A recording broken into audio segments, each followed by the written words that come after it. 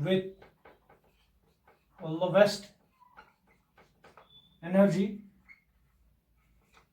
is filled first. ठीक है, तो सबसे पहले उस ऑर्बिटल में इलेक्ट्रॉन जाएंगे जिसकी सबसे कम एनर्जी होगी. आप समझ रहे हैं? तो the electrons are filled up in the orbitals with increasing energy. Orbitals में हम इलेक्ट्रॉन्स ऐसे फिल करते हैं कि जिस ऑर्बिटल की सबसे कम एनर्जी होती है उसी में हम इलेक्ट्रॉन, आप समझ रहे, फिल करते हैं सबसे पहले. इसलिए इस वजह से इसको बिल्डिंग प्रिंसिपल भी बोलते हैं, filling of orbitals with electrons भी, है अबव प्रिंसिपल. तो अबव प्रिंसिपल को हम ऐसे समझते हैं, हमारे पास जो डिफरेंट ऑर्बिटल्स है वो एस पी डी एफ, उनमें डिफरेंट है. ठीक है, सब शेल जो है वो हम उस तरीके से समझा रहे हैं. 1s 2s 3s 4s 5s 6s 7s. Sorry सब शेल्स है ना. 2p 3p 4p 5p 6p 7p 3d 4d 5d 6d 4f 5f. ठीक है, ये हमने अबव प्रिंसिपल को यहां समझाना है कैसे हम इलेक्ट्रॉन्स फिल करेंगे ऑर्बिटल्स में. सबसे पहले इलेक्ट्रॉन 1s में जाएंगे. 1s की एनर्जी कम है, किससे? 2s से. सॉरी सब शेल्स है ना. हाँ, ये सब शेल्स है, इन्हीं सब शेल्स में ऑर्बिटल्स होते हैं. ठीक है, तो फिर 2s में इलेक्ट्रॉन जाएंगे. 2s के बाद कहां से? 2p में. 2p के बाद किस में? 3s में. 3s के बाद किस में? 3p में. फिर 3p के बाद 4s में. 4s के बाद 3d में. 3d के बाद 4p में. 4p के बाद 5s में. ठीक है, 5s के बाद 4d में. फिर 5p में एंड सो ऑन. अब यहां पे देखिए 1s और 2s. 1s और 2s में सबसे पहले इलेक्ट्रॉन किस में जाएंगे? 1s में, क्योंकि 1s की एनर्जी कम है. किससे? 2s से. ये आप कैसे प्रूव करोगे? n+l रूल से.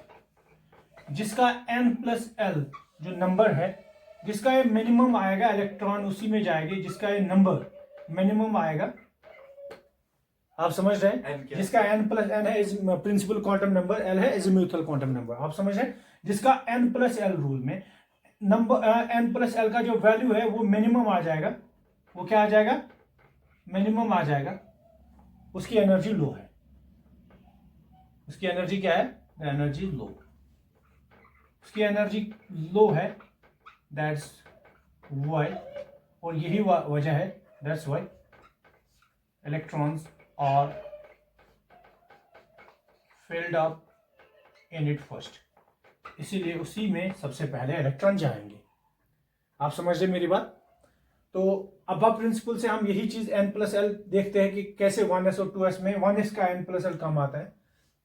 हमारे पास 1s, इसके लिए n+l जब देखेंगे तो हमारे पास है l के value 0 1 2 3 s p d f d. ठीक है, 1s के लिए क्या आ जाएगा? ये इसे मैं इधर आप करूं. ठीक है, 1s के लिए n+l क्या आएगा? 1s क्या आ जाएगा बेटा? शाबाश. 1 + 0. 1 यहां प्रिंसिपल क्वांटम नंबर है, आप समझ रहे हैं. s का वैल्यू l के लिए कितना होता है? 0, दैट इज 1. 2s के लिए क्या आएगा? 2 + 0 = 2. तो हमें पता है कि k शेल की एनर्जी कम है, किससे? l से. अब मेरी बात समझ रहे हैं? इसी तरीके से अगर हम किसका वैल्यू देखेंगे इसके बाद 2p का, 2p का वैल्यू क्या आएगा? n+l. 2 + 1 = 3. तो जो शेल सबसे ज्यादा न्यूक्लियस के करीब होती है उसकी सबसे कम एनर्जी होती है. तो क्योंकि न्यूक्लियस के करीब, ये बोहर्स मॉडल ऑफ एटम में हमने बता दिया कि जो डिफरेंट कॉन्सेंट्रिक सर्कल फिक्स्ड होते हैं अराउंड द न्यूक्लियस, उनकी एनर्जी इंक्रीज होती है फ्रॉम द न्यूक्लियस. आप समझ रहे? From nucleus to the outermost shell. जितना हम बाहर न्यूक्लियस के निकलते जाएंगे उतनी एनर्जी बढ़ती है. वो भी हमने बताया. पहली शेल की एनर्जी कितनी होती है? -13.6 इलेक्ट्रॉन वोल्ट पर एटम. जबकि दूसरी शेल की एनर्जी 3.4 ही होती है इलेक्ट्रॉन वोल्ट माइनस. इसी तरीके से अब हमने यही चीज समझाई कि कैसे हम इलेक्ट्रॉन्स को फिल करेंगे डिफरेंट ऑर्बिटल्स में, डिफरेंट सब शेल्स में. इसके लिए उसने स्टेटमेंट बताई, सबसे पहले उस सबशेल में, उस ऑर्बिटल में इलेक्ट्रॉन जाएंगे जिसकी सबसे कम एनर्जी है। अब समझे मेरी बात? तो वही चीज हमने समझाया कि कैसे आप n+l की n+l रूल से मिनिमम एनर्जी जिसकी आ जाएगी, मिनिमम वैल्यू जिसका n+l आएगा, उसी में आप देखिए 1 2 3 की है ना, इसमें 1s का सबसे कम मिनिमम वैल्यू आया, फिर किसका 2s, फिर 2p। इसी वजह से सबसे पहले इलेक्ट्रॉन किस में जाएंगे, 1s में, 1s के बाद किस में 2s, 2s के बाद किस में 2p, फिर किसके 3s, फिर 3p एंड सो ऑन, ऐसे ही। और हमें पता है 1s में कितने इलेक्ट्रॉन आते हैं, एस सबशेल में कितने इलेक्ट्रॉन आते हैं, 2 इलेक्ट्रॉन, पी सबशेल में 6, डी में 10, एफ में 14, क्योंकि क्वांटम नंबर्स में मैंने आपको समझाया हुआ है सब कुछ। आप समझ रहे हैं? अब नाउ क्वेश्चन हियर इज, अगर n+l सेम आएगा, अगर n+l, मैंने यहां का अगर n+l जिस सबशेल का सबसे कम आ जाएगा, उसका मिनिमम वैल्यू आ जाएगा, उसकी सबसे कम एनर्जी, उसी में इलेक्ट्रॉन सबसे पहले फिल होने हैं। मेरा question here is that if n+l comes out to be same, अगर दो सबशेल्स के लिए आप समझ रहे n+l सेम आता है, तो फिर हम इलेक्ट्रॉन किस में फिल करेंगे? तो ये हम लिखेंगे n+l अगर सेम है, if it comes out to be same, तो हम इलेक्ट्रॉन किस में फिल करेंगे? जैसे हम समझेंगे 3p एंड 4s, 3p और 4s के लिए हम n+l समझते हैं। 3p के लिए क्या आएगा n+l, 3 + 1 = 4, 4s के लिए क्या आएगा 4 + 0 = 4। तो दोनों सबशेल्स के लिए आप समझ रहे हैं, दोनों ऑर्बिटल्स या सबशेल्स के लिए ये जो n+l है, ये दोनों के लिए सेम आया, 4 और 4। तो क्वेश्चन इज, हम 3s में, जब आपका n+l सेम आया दोनों सबशेल्स के लिए, आप समझ रहे हैं, तो आप किस सबशेल में इलेक्ट्रॉन सबसे पहले फिल करेंगे? ये 3p है, ये 4s है, n+l दोनों के लिए सेम आया। इस वक्त आपको क्या देखना है, जिसका n का वैल्यू मिनिमम होगा उसी में इलेक्ट्रॉन जाएंगे। आप समझ, तो क्या याद रखोगे, if n+l comes out to be same, then check the value of n। तो आपको n का वैल्यू देखना है, जो सबशेल के साथ n का वैल्यू जुड़ा हुआ है उसका वैल्यू देखना है, प्रिंसिपल क्वांटम नंबर का वैल्यू देखना है। इन दोनों में से जो n का वैल्यू कम होगा उसी में इलेक्ट्रॉन जाएंगे सबसे पहले। The subshell which has lowest value of n, जिसका सबसे कम वैल्यू होगा n का, will get first filled, वो पहले फिल हो जाएगा। तो दोनों में से n+l सेम आया, मगर n का वैल्यू किसके लिए कम है, किस सबशेल के लिए, 3p के लिए, इसके लिए 3 है और इसके लिए 4 है, तो 3p की एनर्जी कम होती है किससे, 4s से, इसीलिए 3p में सबसे पहले इलेक्ट्रॉन जाएंगे। सबसे पहले हम 3p में इलेक्ट्रॉन्स को फिल करेंगे। भाई बात समझ आई आपको?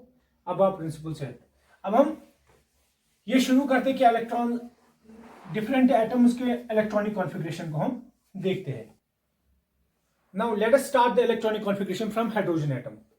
हाइड्रोजन का एटॉमिक नंबर 1 है, तो इसमें जो इलेक्ट्रॉन जाएगा वो सबसे पहले 1s1, इसकी इलेक्ट्रॉनिक कॉन्फ़िगरेशन, क्योंकि एक ही इलेक्ट्रॉन है, दैट विल गो, जिस ऑर्बिटल की, जिस सबशेल की सबसे कम एनर्जी है वो 1s, एक ही इलेक्ट्रॉन है, then 1s1। Helium next atom, atomic number 2, इसकी इलेक्ट्रॉनिक कॉन्फ़िगरेशन आएगी 1s2, because there are 2 electrons in the helium and they will directly go into the s subshell, क्योंकि s में 2 इलेक्ट्रॉन आते हैं। अभी हम s को छोड़ के, s में एक इलेक्ट्रॉन फिल करके हम 2s में नहीं जा सकते जब तक पहली ऑर्बिटल आपका कंप्लीटली फिल्ड नहीं हो। इसके बाद लिथियम, लिथियम का एटॉमिक नंबर 3, तो क्या आएगी इलेक्ट्रॉनिक कॉन्फ़िगरेशन 1s2, ये सबशेल कंप्लीटली फिल हुई। इसके बाद हमें नेक्स्ट कहां जाना है, 2s में, तो आएगा 2s1। ये 1s मतलब 1s मतलब ये हमारे पास फर्स्ट सबशेल है 1s, आप समझे। फिर नेक्स्ट 2s, उसमें एक इलेक्ट्रॉन। इसी तरीके से बेरिलियम का एटॉमिक नंबर 4, तो क्या आएगी electronic configuration 1s2 2s2, s में 2 इलेक्ट्रॉन गए, फिर बचे 2 इलेक्ट्रॉन वो 2s में, क्योंकि 1s में क्यों गए सबसे पहले, क्योंकि 1s की एनर्जी कम है, तो फिर इसके बाद 2s। अब जो नेक्स्ट इलेक्ट्रॉन आएगा वो कहां जाएगा, 2p में, क्योंकि s जो कंप्लीटली फिल हो गए, s में 2 ही इलेक्ट्रॉन आते हैं, क्योंकि s में एक ही ऑर्बिटल होता है। इसके बाद बोरॉन का atomic number 5, electronic configuration 1s2 2s2, एक इलेक्ट्रॉन बचा, और नेक्स्ट सबशेल जो आने वाले हैं वो 2p 2p1। अब जब तक 2p कंप्लीटली फिल नहीं होता है नेक्स्ट सबशेल 3s में हम नहीं जा सकते। आप समझ रहे हैं? तो कार्बन का atomic number 6, 1s2, 2s2, 2p2, क्योंकि p सबशेल में कितने ऑर्बिटल होते हैं? p सबशेल में 3 ऑर्बिटल होते हैं। मैंने आपको परसों बताया कि p सबशेल में 3 ऑर्बिटल्स होते हैं। आप समझे? pxy, pyz, pzx। इसी तरीके से nitrogen atomic number 7, 1s2, 2s2, 2p3। Okay. Oxygen atomic number 8, 1s2, 2s2, 2p4। Okay. 2s में कितने इलेक्ट्रॉन्स आ सकते हैं? s में हमें 2 नहीं देखना, हमें s देखना है। s सबशेल में हमेशा 2 इलेक्ट्रॉन आते हैं। हाँ। आप समझे मेरी बात? तो मैंने आपको ऑलरेडी बताया हुआ है कि s का एक ही ऑर्बिटल होता है, एक इलेक्ट्रॉन क्लॉकवाइज, दूसरा एंटी क्लॉकवाइज। p के 3 ऑर्बिटल्स होते हैं, pxy, pyz, pzx। इसमें 2, इसमें 2, इसमें 2, क्योंकि एक ऑर्बिटल में एक साथ 2 ही इलेक्ट्रॉन आ सकते हैं। ठीक है। तो जब तक p कंप्लीटली फिल नहीं होता, 6 नहीं आते, तब तक हम नेक्स्ट सबशेल तक नहीं जा सकते। इसी तरीके से फ्लोरीन का atomic number 9, 1s2, 2s2, 2p5। Next है neon atomic number 10, 1s2, 2s2, 2p6। अब p कंप्लीटली फिल हुआ है, जो 7th इलेक्ट्रॉन, अब जो 11th इलेक्ट्रॉन आएगा वो 2p में नहीं जा सकता, क्योंकि p में केवल 6 इलेक्ट्रॉन के लिए अकोमोडेशन है। आप समझ रहे? जो नेक्स्ट 11th इलेक्ट्रॉन आएगा वो किस में जाएगा बेटा? 3s में। 3s में, तो ये लिख लिया आपने 3s में। ठीक है। तो हम नजीर अहमद की electronic configuration, sodium atomic number 11, 1s2, 2s2, 2p6 हो गए 10, 3s1। आप समझे? 3s में क्यों गए पहले, 3p में क्यों नहीं गए इलेक्ट्रॉन? क्योंकि 3s की कम एनर्जी होती है 3p से। आप समझ रहे? n+n। इसके बाद magnesium atomic number 12, 1s2, 2s2, 2p6, 3s2। s भी कंप्लीट हो गया, 3s भी। अब कहां जाएंगे इलेक्ट्रॉन? 3p में। Aluminium atomic number 13, 1s2, 2s2, 2p6, 3s2, 3p1। जो नेक्स्ट इलेक्ट्रॉन जाएगा वो कहां जाएगा? 3p में। एक ही इलेक्ट्रॉन बचा हमारे पास। ठीक है, क्योंकि 12 इलेक्ट्रॉन यहां तक, जो 13th इलेक्ट्रॉन है इसके लिए यहां 3s में जगह नहीं है, क्योंकि 3s में एक ही ऑर्बिटल है। नेक्स्ट इलेक्ट्रॉन जाएगा, हमें नेक्स्ट सबशेल लानी पड़ेगी, कौन सी? 3p। इसके बाद silicon atomic number 14, 1s2, 2s2, 2p6, 3s2, 3p2। Phosphorus 15, 1s2, 2s2, 2p6, 3s2, 3p3। Sulphur 16, 1s2, 2s2, 2p6, 3s2, 3p4। Chlorine 17, 1s2, 2s2, 2p6, 3s2, 3p5। Argon 18, क्या है electronic configuration? शाबाश, 1s2, 2s2, 2p6, 3s2, 3p6। अब p भी 3p भी completely fill हुआ। अब जो next electron 19th electron आएगा वो कहां जाएगा? 4s में। पोटेशियम पोटेशियम का एटॉमिक नंबर कितना है? 19।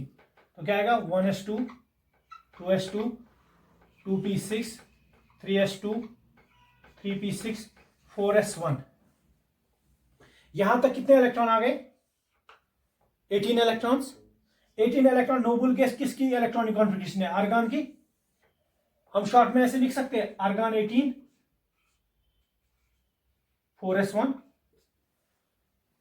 आप समझ रहे? तो आप ऐसा भी लिख सकते हैं पोटेशियम का, आर्गन 18,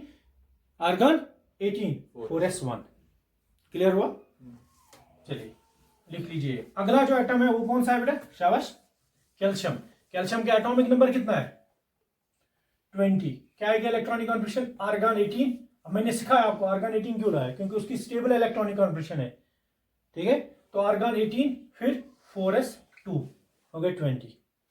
इसके बाद scandium, titanium, vanadium, chromium, manganese, ऐसे दिखाते हैं यहां तक। 21, 22, 23, 24, 25। आर्गन स्कैंडियम का क्या आएगा? आर्गन 18,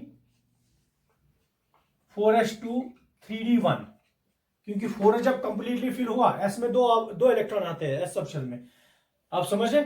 तो जब 2 इलेक्ट्रॉन आ गए, नेक्स्ट हमें 21th इलेक्ट्रॉन फिल करना है। वो कहाँ करेंगे?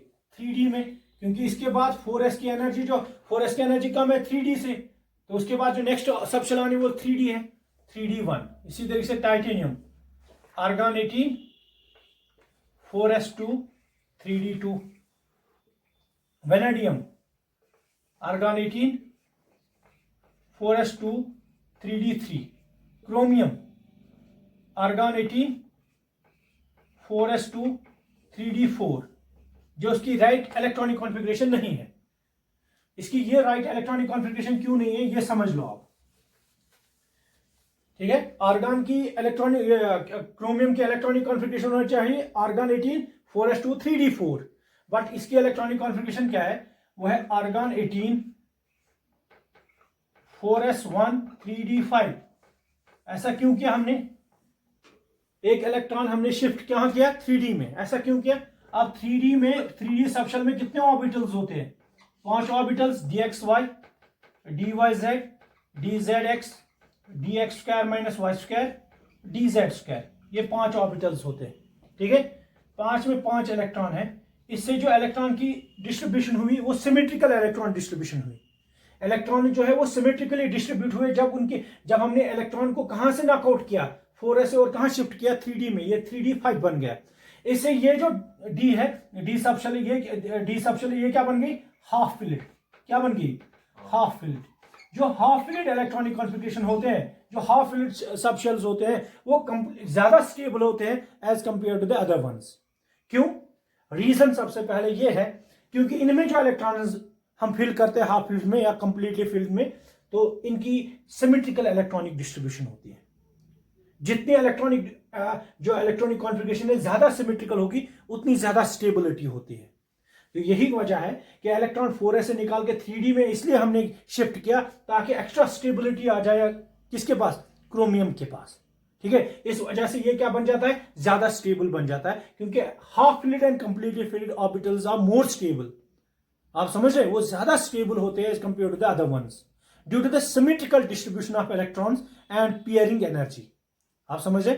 दिस इज ऑल, एंड आप बाकी खुद कर सकते हैं, ठीक है। इसकी और एक एग्जांपल है कॉपर, जो एक्सेप्शन है। कॉपर का भी एटॉमिक नंबर कितना? कॉपर का एटॉमिक नंबर है 29। तो क्या है कि electronic configuration argon 18 4s2 3d9 आनी चाहिए, बट इसकी राइट इलेक्ट्रॉनिक कॉन्फ़िगरेशन नहीं है। वो क्या हो जाएगी? कॉपर की इलेक्ट्रॉनिक कॉन्फ़िगरेशन हो जाएगी आर्गन 18 शाबाश 4s1 3d10। इसलिए 3d10 किया, एक इलेक्ट्रॉन 4s से निकाला, 3d में किया, वो 3d10 बनेगा। 3d10 बनने से उसमें इलेक्ट्रॉनिक कॉन्फ़िगरेशन जो है वो सिमेट्रिकल, इलेक्ट्रॉन सिमेट्रिकली डिस्ट्रीब्यूट हो गए, तो इसने एक्स्ट्रा स्टेबिलिटी गेन की। उस वजह से ये एक्सेप्शन है कॉपर और क्या बोलते हैं, कॉपर और क्रोमियम। आप समझे? दोनों एक्सेप्शन है।